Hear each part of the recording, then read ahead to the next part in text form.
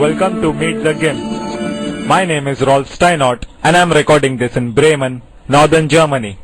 In the previous edition, I got this image here after editing, and today I think I should do something to set the colors. Because this image is too green, there are lots of ways to adjust the color, and one of them is the curve tool. I click on the curves tool in the toolbox and then I select the green channel and pull the curve down. Now you can see that the color channels and the fog in the image looks like the real fog. Now I have to adjust the curve in such a way that I get an image which is grey and not green or magenta.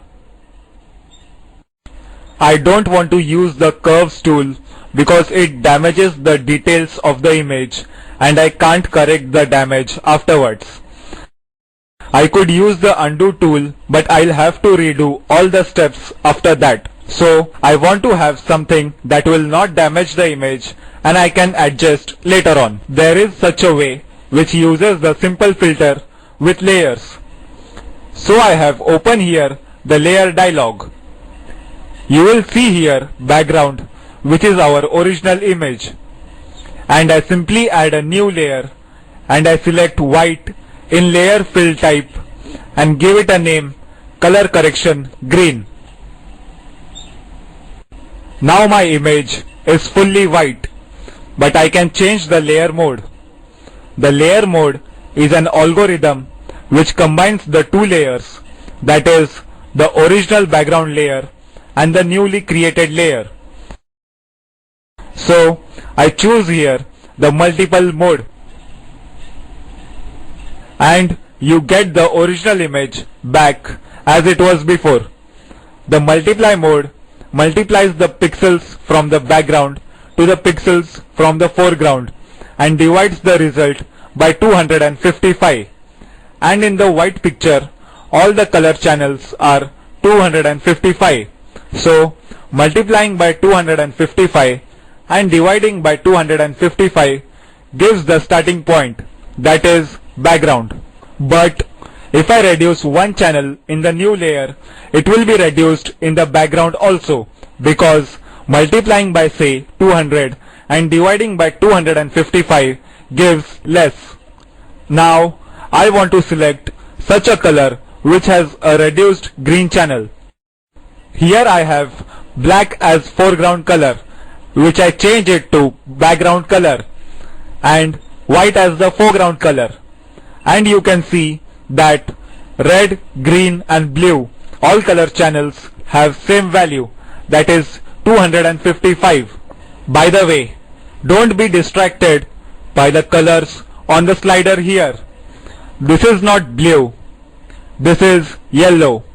But when I slide this down to a certain point, you see that colors in all the slider changes automatically. Okay, I select the green channel here and pull the slider to say something around 211, and I pull the color which I got as my foreground color into my image, and I get the result which is way too magenta. But I can adjust the intensity of my green reduction with the help of the opacity slider, and when I go back to 0, I get the old image, and when I pull the slider up, I can reduce the green channel in the image and also avoid getting magenta into the image. I think this looks quite good.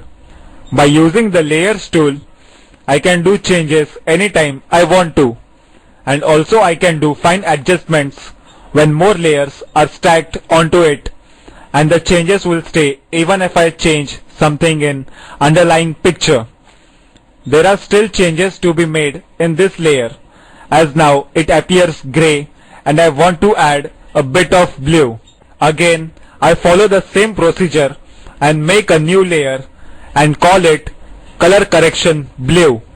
And now I want to add a little bit of blue. For adding blue in the image, I use the screen mode which is a little bit more complicated than multiply mode.